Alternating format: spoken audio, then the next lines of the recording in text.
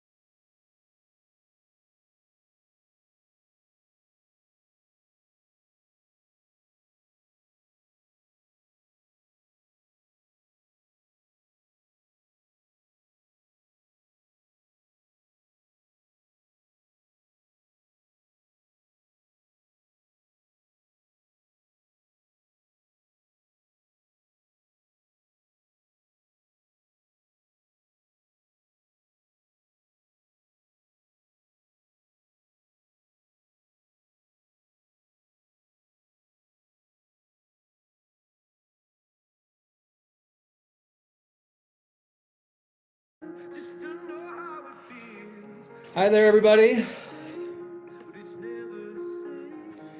Thank you, Kurt, for noticing that I can hold my toes really still.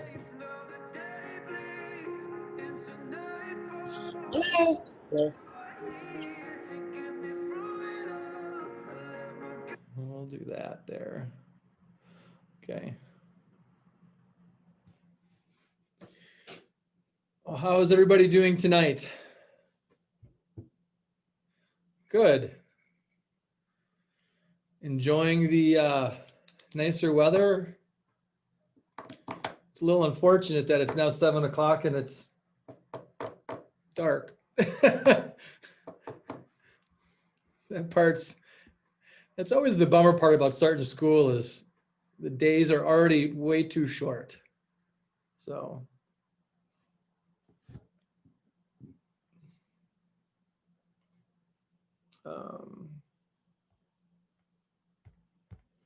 Let's see here.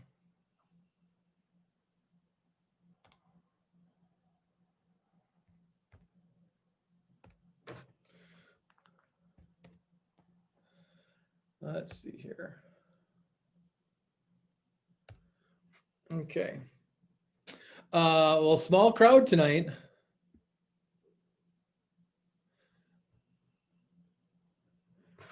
I don't know if that means that people are just busy or we've just gotten tired of listening to me talk. So I'm assuming it's because people are busy.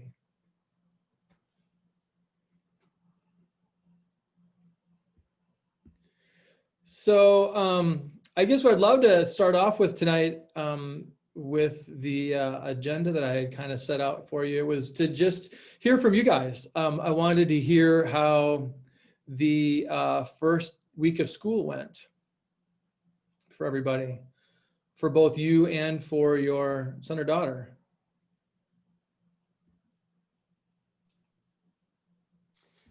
I'll go.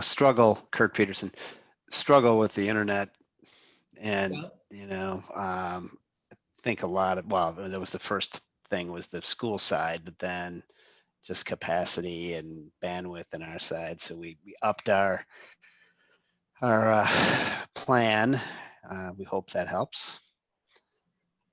So there was some challenges with logging on to. The kids are kind of, they're, you know, they want to be on time and really Right. miss that. That stressed them a little bit. So. Yeah, we're still getting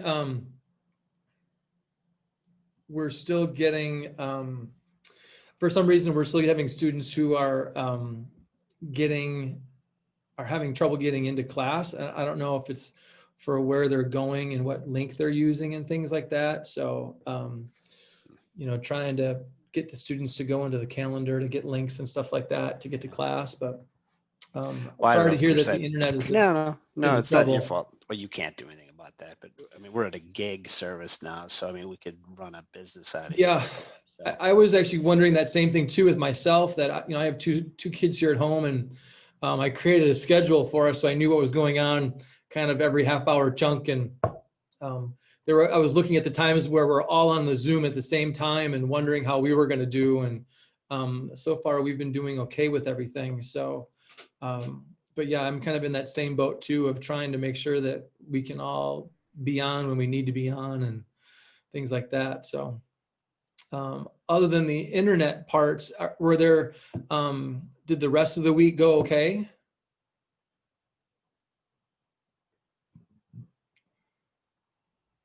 Or anybody else? How did the first week of school go for you or for them or both?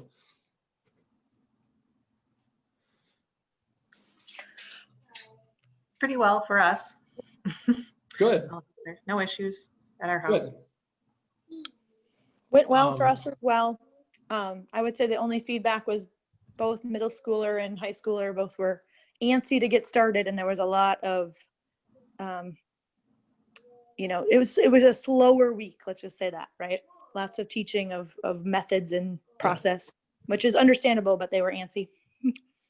Yeah, that was a pretty common theme that I heard from students. I even heard it from my own kids as well. My daughter kept saying, "This is really boring." Yeah, like I know, babe, don't worry, it's going to stop being boring really soon. So yeah, this I'm assuming this week for most teachers, they're kind of getting into the meat and potatoes now of things.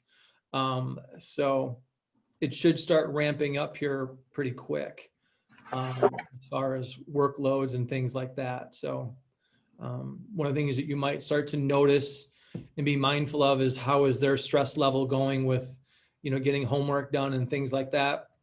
One of the targets that we as teachers are trying to strive for is we've kind of been somewhat told that our classes should be 75 minutes in total length, which means that there's a 45-minute kind of the virtual Zoom meeting time, which is 45 minutes, and then 30 minutes outside of that for work. So if you think about, kids having 4 classes, that's 2 hours worth of work being done after school or outside of school. I know that target for teachers and students will be somewhat of a moving target until we kind of get we get a better feel for how all of this is going to play out and everything like that. But I just want you to know that that's kind of the target for us as teachers. So I'm hoping that, like I know for us, I think for the biology stuff, I know we need to maybe start doing more work and adding more work to be doing.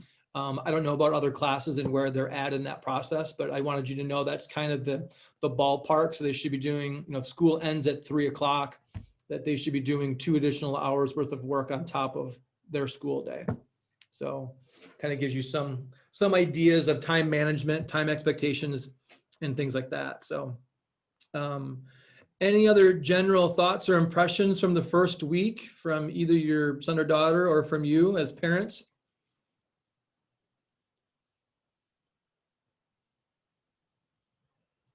You guys are just like the kids. Some of you have your screens on, some of you don't. You're doing different things. No one wants to talk. So I get it. How is it for you with the digital platform? Because I know, there's different, like you say, different levels of participation or different levels of engagement and chats going on. How have you found that as a teacher, sort of keeping kids engaged? How is that? It's a really good question. It's a very, this is a very difficult thing. I'm starting my 25th year of teaching, and I don't think I've worked this hard in a very long time with teaching. And it's ironic that I'm not even actually the one who's teaching your son or daughter right now. Like, that's Mr. Bruss who's doing that. And I'm still working harder than I ever have. This engagement piece is a really difficult one. Like as I look out, and as you see too, right? Some of you have your screens on, some of you don't. That's how the students are. There are some classes that tend to, it kind of reaches somewhat of a critical mass. Like if a lot of kids do, then more kids will turn them on. And if no one does, then no one turns their screen on. So you kind of get somewhere they're like, oh, okay, and then I'll participate a little bit more. Or maybe when you talk with them, they turn the screen on. I'm finding it really difficult. It's a very difficult process to be building that relationship and that rapport with kids. When kids are coming in, I'm trying to make sure that I'm talking to individual kids. Hey, how are you doing? What's going on? I'm trying to read his body language as much as I can in a little itty bitty screen. So I have been able to notice when some kids are tired or disengaged or disinterested. You can definitely see kids when they have their camera on when they're doing other things. When they're listening to music or they're talking on their phone or they're texting and things like that. I mean, that becomes apparent. One of the things that we've been working really hard of is trying to connect with the kids in the chat. So when kids are asking questions, we're right on top, trying to get those answers and trying to be very encouraging with the questions. Like, hey, thanks, that's a great question. Keep these questions going. This is really great. How do we continue to keep drawing them out is difficult. I'm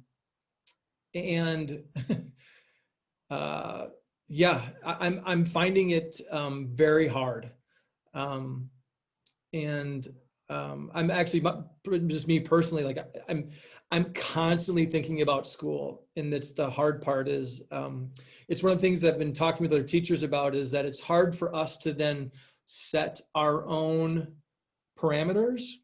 Like if I don't tell myself to stop, I could literally work 20 hours a day and then not feel like I'm done enough, between answering emails, grading, getting my lesson plan ready to go, helping the teachers with other things. We're still meeting as biology teachers and Zooming every day and talking. We're now doing office hours from 8 to 10 in the morning. So there's a lot of time that is being taken up, which is good, and offering those opportunities for students to be able to be engaging and getting help. But I'm finding it personally difficult for me to, how do I stop and have time for my family, have time for me, things like that. So yeah, it's definitely an interesting process. I really do wish now that we were back in school, because teaching in school is so much easier than doing this. But in effect, it's actually it's making me think a lot more about needs. What does a student need, and thinking about then what do all students need. And so when we're building things, I'm not building things for one student. I'm trying to build that one thing in for every student. And what are those needs then going to be taking place with? So making sure that I'm writing better note guides. I've created, making sure that I've got a reading thing, that there's materials to be able to access outside of school, that I'm giving clear, concise directions, expectations. So a lot of that, which is all really still kind of the teaching part of things, but it gets magnified in this virtual world. And especially when I only have 45 minutes, it flies by. That's I think one of the hardest parts about this whole process is how fast 45 minutes go by. So, yeah. That was probably a really long-winded question or answer to your question, but yeah, it is difficult trying to engage with a little 1-inch box here. So, so with that, anybody else have any kind of general thoughts or impressions or questions or things before I kind of go into anything else? I look around, no one's got their hand raised, no one's writing anything in the chat. First week was good, that's good. So perfect. All right, so a couple of things then as we go through some business things. We met as bio teachers yesterday and started talking about the pacing of our year, the pacing of this quarter. It flies by with really only having about 8 or 9 content days, and then building in some review days, and then the assessment day, and then literally jumping right into the next topic the next day, and kind of repeating that whole process. So we kind of made a couple of decisions, and I just want to share those with you. It's something that I need to do a better job of communicating to the students. I was going to tell you guys first, and I'm going to be probably making a video to send to the students tomorrow. So what we're going to do is we're going to take away the option of doing projects for assessments.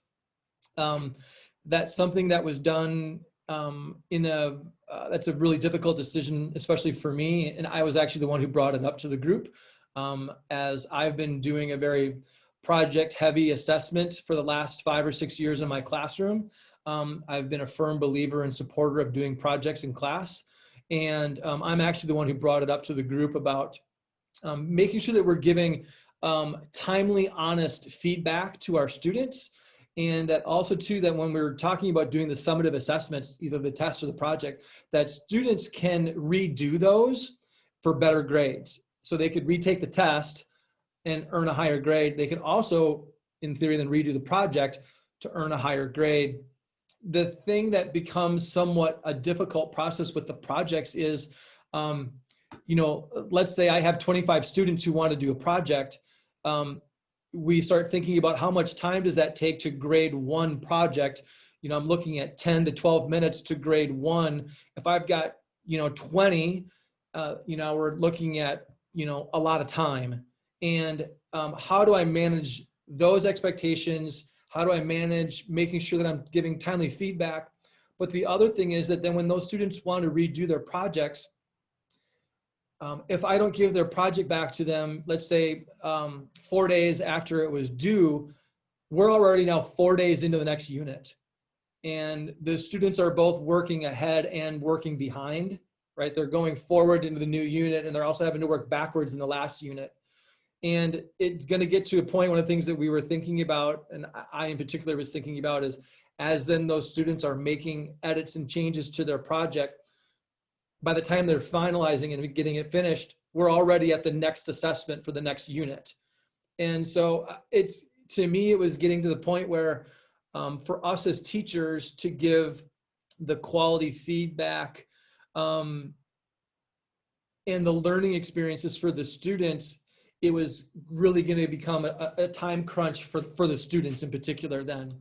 And we felt that was really going to be unfair, that we were asking students to really continue to keep moving forward with the content as the content will continue to get more and more difficult, to then also be working backwards to the last unit that we were already on and have moved past. So we made the decision yesterday with much debate, and unfortunately, my perspective on it, but that we're going to not give the students the options of projects this quarter, and we're just going to have every student take a test at the end of the quarter, or the end of each unit, excuse me.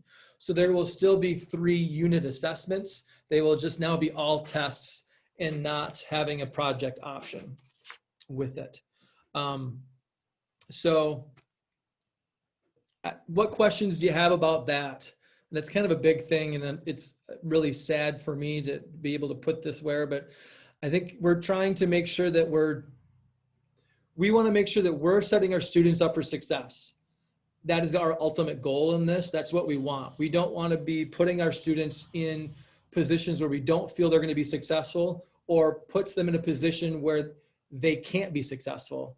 And we felt after discussion about it that doing the projects in the format that we had initially thought of when we created all of this, we didn't actually know the framework of how we were going to be teaching. And it's one of the things that, while we have in theory these great ideas, that when it comes to the actual practice of them, that changes. And so we're trying to make sure that we're working within what I call the constraints of what we have to be doing.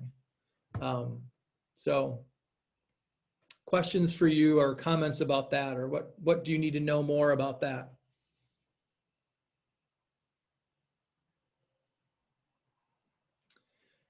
Either, again, I'm doing an amazing job of explaining this to you, or we're just really tired tonight, which is fine as well, I understand. So, Format of the you know, test.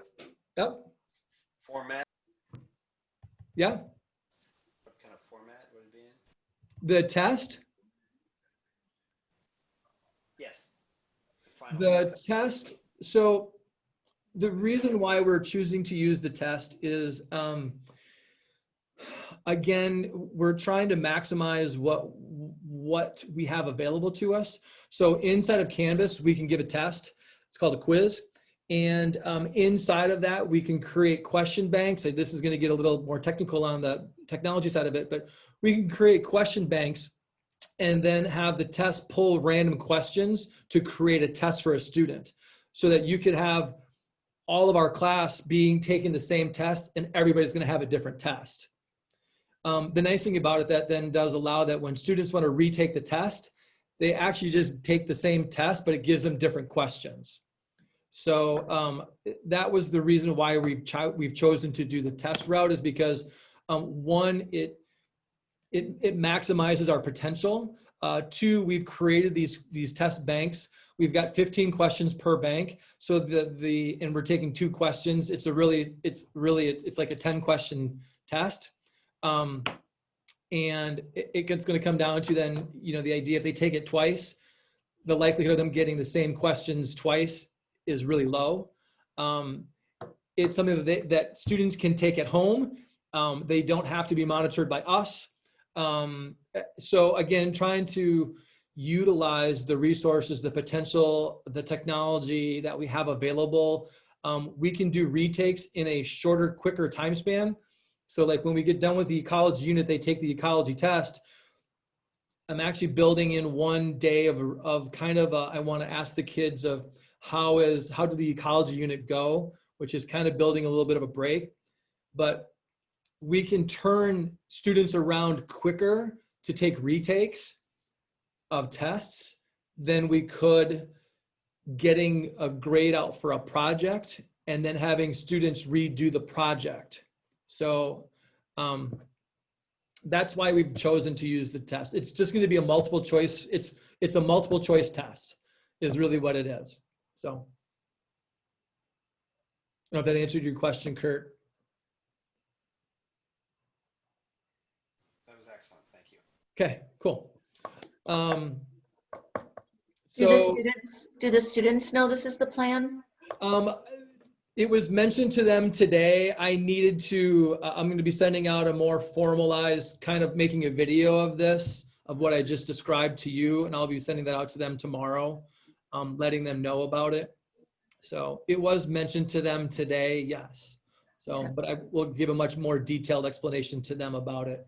And again, I will invite students to ask questions, you know, come and talk with me about things like that. I know that there were some students, when I asked them their choices, that there were some students who were really excited about doing a project. And that's one of the things that is a disappointing thing for me, as actually, as you know, right, with Ashley, that I did a lot of projects and stuff like that. So, you know, it's something that, you know, is near and dear and passionate to my heart.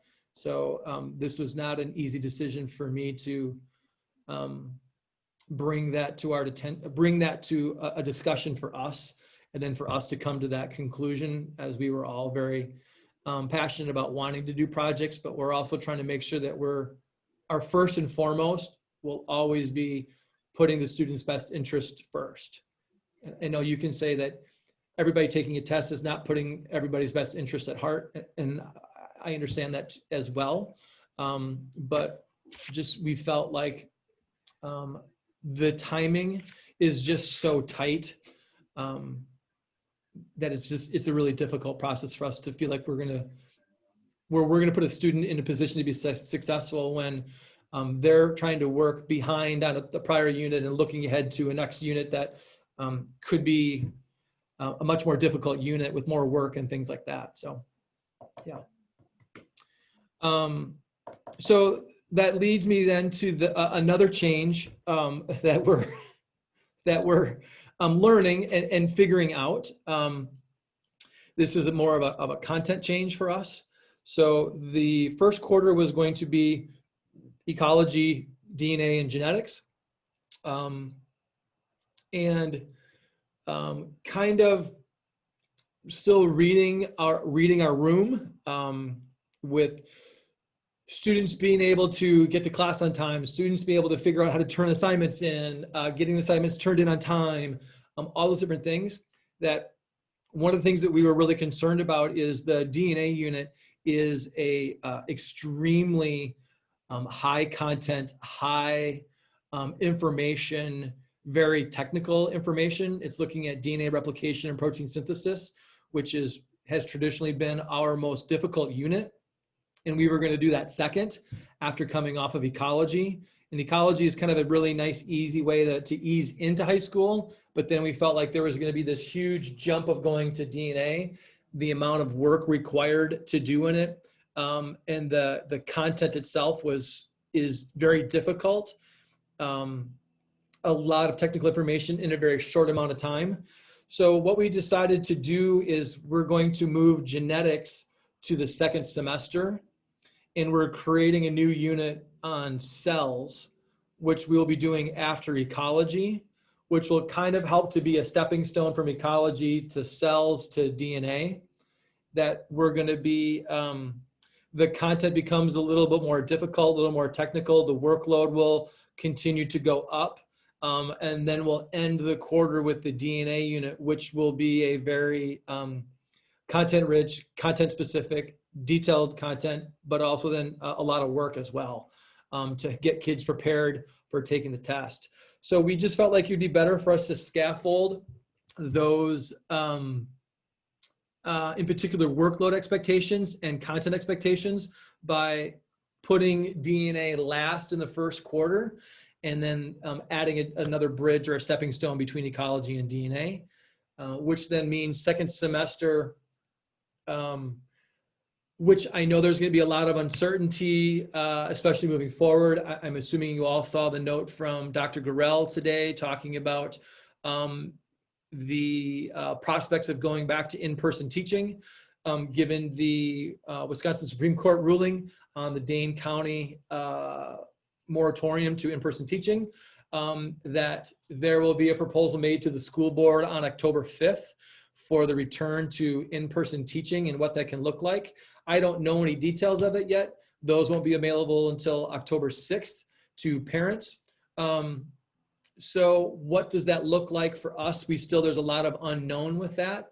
But as of now, we're going to move genetics to the second semester. So it'd be genetics, evolution, and human body if we continue to stay in this virtual format. If we end up back at school, then we will make the appropriate changes as far as dropping of a unit and adding in the dissections to make sure that we'll be ending the year with doing our dissection unit, which I think is not only our best unit, but it's also the most fun unit, where kids are getting their hands dirty and doing 4 dissections and things like that. So I want you to know, the reason why I'm telling you this is because we are continually trying to take the pulse of where we feel things are at. And again, trying to put your son or daughter in the best position to be successful. That's the reason why we're making these decisions. It's one that's continually it's creating challenging questions for us. And there will be more challenging questions as to come as to if or when or what that will look like if we return to school and things like that. And we'll cross that bridge when we get to that point, and make the appropriate changes that we need to make sure that we're maximizing our in-class potential and time. So I just wanted you to know that there are changes and why we're making changes. And again, we're trying to make sure that we're putting your son or daughter in the best position for them to be successful in the current parameters that we're working in and under. So. Say, Matt? Yeah. Can I ask a question? Yeah. So just one comment, and it's fine, as far as moving DNA back but I just want you to know that I'm hearing this a lot from a lot of the different courses, and everybody's saying, well, we're going to push this back until second semester. We're going to push this back to the 4th quarter and hope we'll be back in time. And my concern is that 4th quarter now going to be backlogged, like back-ended so heavy that the students won't be successful at that point because everybody's pushing back all of these things to when they come back. So it's just a thought that I want to share as I'm hearing from other teachers and other courses that everybody's pushing everything back. And then also in my case, my children also play sports, which might come back in the spring as well. So now all of a sudden we got sports and all these courses are being, backloaded with the harder material. And I worry about, is that really doable as a whole? So. Great question. So for us, moving genetics to the second semester, we do that for 2 reasons. One, again, trying to build a bridge. We didn't really feel that the flow of genetics to DNA worked for us. We've also traditionally taught our genetics unit in relation and conjunction with evolution. So there's actually a really nice tie for us to be able to, we bring a lot of genetics into our evolution unit. So there's a really nice tie by putting those 2 together. We're actually not trying to backload second semester as being the more difficult units. It's actually what we would that's our traditional second quarter or second semester anyways. Traditionally, we didn't start genetics until second semester, until the end of January. So it actually kind of fits in more of our traditional place. So for us, it's actually not really backfilling or making the second semester actually any more difficult. It's actually more traditional of what we've been doing in the past. The thing that we have looked at is that, if we can get back to school, the human body unit and the dissection unit will probably then blend together, where we're still doing the human body unit, but we're bringing all of our dissections in, which is actually another way that we've done that in the past. So quite honestly, and really the addition of the cell unit is something that we've taught in the past. It's something that we had looked at. We actually cut it out in our initial assessment of our year. So actually the addition is, again, more fitting into our traditional schedule of topics being taught. it's interesting to know, and I'm glad you mentioned that other classes are, or you're seeing that this is being done in other classes. That's not something that I didn't know, which is good to know as well. I also do, I'm a coach as well. I've coached for 25 years and I've coached for all 19 years at the high school. So being mindful of, and I coach boys golf, which is a spring sport. So being mindful of expectations, especially a return to school with athletes. I understand it's going to be a whole, I know it's kind of old to say cliches that we're, kind of going into new territory, but we are. And I also think too, that students by that time, when we get back, especially freshmen, have a much better understanding of what school is, expectations are, that when we get back to in-person, while there will be the adjustment period in that time, but students aren't just starting off high school if we come back fourth quarter. They've actually had 3 quarters underneath them, their belts. And as I like to say to them, they're actually closer to being sophomores than they are being freshmen. So they've learned a lot in that first 3 quarters to get them ready for what fourth quarter could be if we do end up making it back. So again, there's a lot of unknowns in this process. But for us, this is more of our actual traditional curriculum. So it's really not actually pushing the harder material back. Actually, the DNA unit for us is our hardest unit. And we're putting that in our first part, and it's actually kind of where it normally fits for us as well. It's traditionally been our last unit into the semester exam. So it's the unit that we've been teaching right before Christmas and right to the semester part. So it's kind of very fitting. It's still fitting for us where we're at. So. Yeah, that sounds good, man. I just wanted to make sure that the left hand knew what the right hand was all doing, so. Well, it doesn't. And I mean, I'm being honest in that process. We don't. And that's good to know. And it's something that then we need to bring up and discuss as a staff is what are people doing and what are then going to be the side effects of that. And so that we're thinking about that and putting that in our radar. So that I'm glad you mentioned that to us because it's something that we hadn't thought about. So thank you. Any other questions about that? I'm glad that you're asking. I really do appreciate, and again, I'm trying to be open and honest in my answers with you and the reasonings as to why we're doing stuff. So, I'm not trying to. It's one of the things I've come to learn. I'm not trying to hide. I'm not trying to pull the wool over your eyes, and I'm not trying to pull a fast one on you. I'm being very honest and forthright in my answers and why we're doing things, and hopefully that helps. If it doesn't, then I understand too. So with that, I added in, I'm going to be adding in, and I started this past Monday, I'm going to be doing this thing called Motivational Mondays.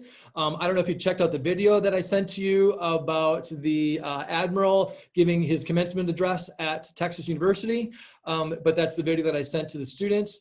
I loved it. If you haven't watched it yet, it's 20 minutes. It's a long video, but it's great. There's some really, really good life lessons in there.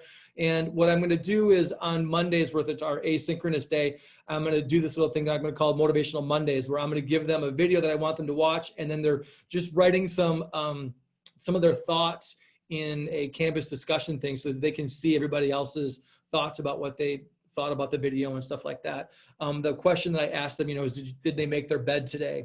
And that's one of the first things that he talks about as being successful is you've got to have small tasks that you can achieve to feel successful. And one of those things is making your bed every day.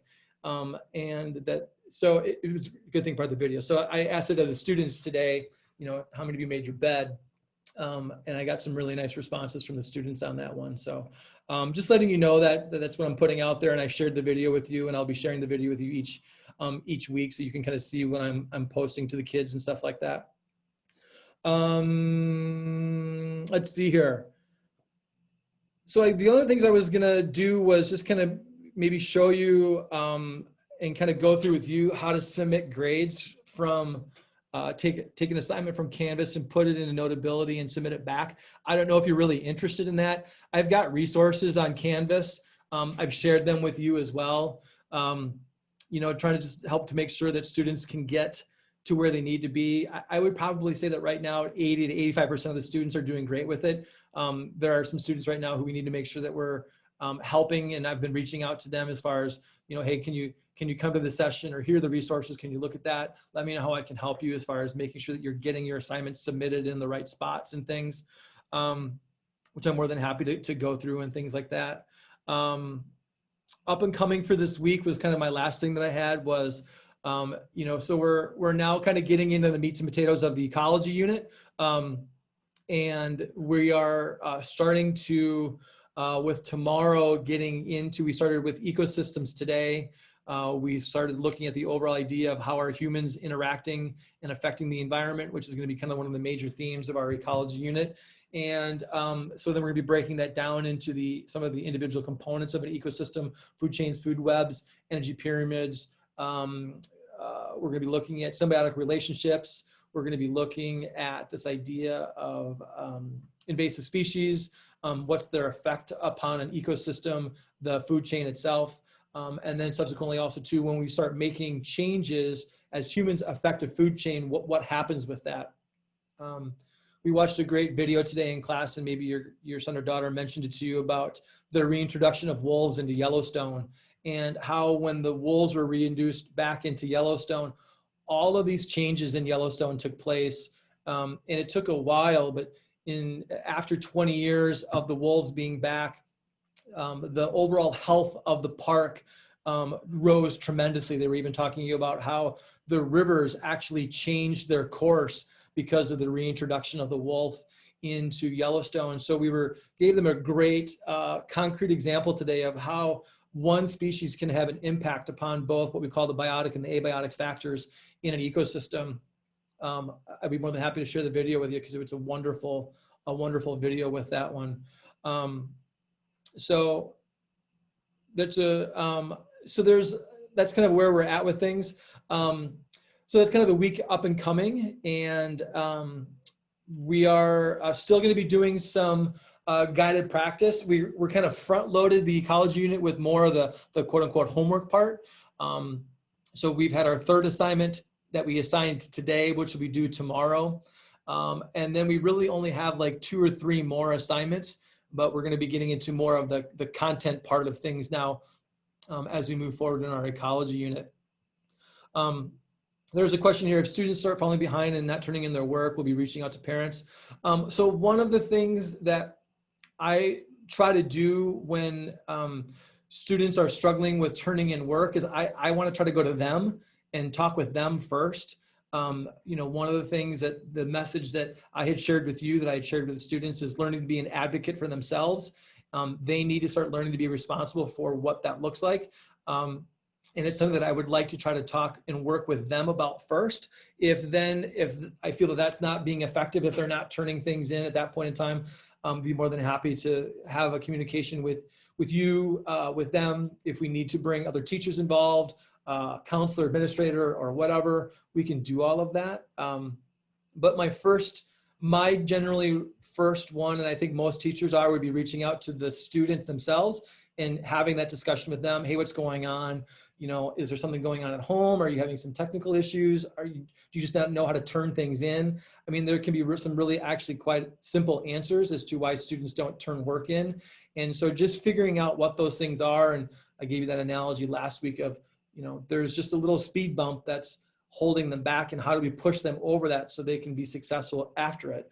And just learning what that is so that they can get going with that. I would say as of right now, what I'm seeing is that for the most part, I think students, and this is kind of where we always start off school, is that students are very motivated to get their work done and turned in. I know that there are some who are still having some issues as far as how to do that, which is just more of the technical side. It's not that they're not doing the assignments, it's just that they haven't figured out how to turn them in yet. I know that probably, and this will be the interesting part, is to see when this comes, but you know, there will come a time soon where students will then stop doing work. And why is that then? Is it an information thing? Is it a technology thing? Are there things going on at home? What's prohibiting them from doing that? So that's where we'll be reaching out to students. One of the things that you can mention to them is You know, we now have this 8 to 10 time slot every morning where there are 2 teachers in a Zoom meeting. Students can pop in, get the help that they need, pop back out. And then also too, from 3 to 4 every day after school is the same type of thing. It's a great way, especially the after school one, is to get help from the information that was taught that day, or maybe they started working on the homework and they realized they have some questions on it. Hey, pop into that Zoom meeting, get the help that you need, and pop back out. And then the morning one is a great time to be able to go like, okay, well, now I was doing my homework all night, or I was trying this and I didn't get it, it didn't make sense, or this part struggled.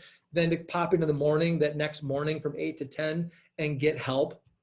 I know all teachers will have office hours, so that's why we're kind of saying like, pop in, get the help, pop back out, so that you can, you know, kind of be popping into other teachers. Today was our first day of that. We had only 3 students in for the 2 hours that we were available, but we know that that will probably become more used, and we'll be seeing more students as the course of this unit and this quarter goes on. So that would be the other thing that I would say is that, you know, checking in with your son or daughter, and if they're having trouble, asking, you know, what's going on, why are you having trouble, but then also say, hey, go see the teacher in the morning between 8 and 10. We're doing a great job as far as even do the technical parts of walking students through step by step as how to turn assignments in. A lot of those things are just the small little technical parts that are holding students back from turning work in. So yeah, that was kind of my week in review. A lot of things going on. I actually am out of things to talk about right now. So I'm going to kind of open it up to you, and what do you need to know? What questions do you have now that I've mentioned this all to you? What do you need? Yes, Christine. That's you over here. Whoever has your hand raised.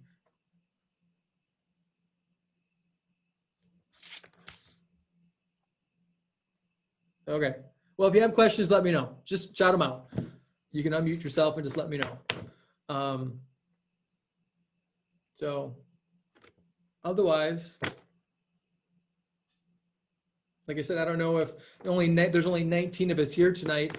That's the lowest number we've had. I don't know if that's just because people are feeling good about things. People just don't want to hear me talk, or people are just too busy tonight, which I understand as well. So I'll continue to keep doing these things every Tuesday night, and I'll talk with whoever wants to come, and I'll let you know on different things. Is there any things that you need help with? How can I help you be successful at home with things?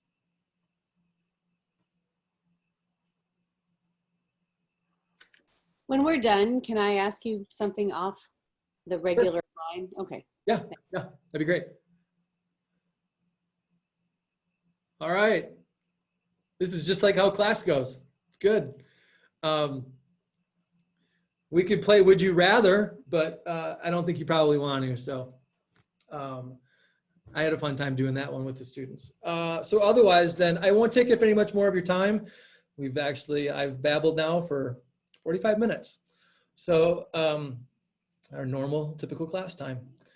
And I feel just about the same way. So it's good. So thank you very much for the evening. I will let you go. If you have any questions, please email me. Again, as always, I want to be able to be helpful to you and what you need to be successful with everything. Continue to stay safe. And I know that we'll be talking more about what the plan or what a plan is, or how it looks like, or what will be implemented in early October. We'll still be in first quarter during that time. So we'll be having probably some more discussions about what that might look like come then. Otherwise, I actually don't know any more information than what you do. So I can't help you in anything with any insider information. So other than that, continue to be safe, enjoy. Looks like it's going to get a little cooler. I know I always talk about weather. I love weather. So it's very fascinating to me, and I love teaching it. So that's why I always talk about the weather. So, okay. Otherwise, have a great evening. Thank you very much. Take care. And we'll see you again next week, Tuesday at 7 o'clock. Thank you very much. Thank you. Thank you. Thank you. Good night.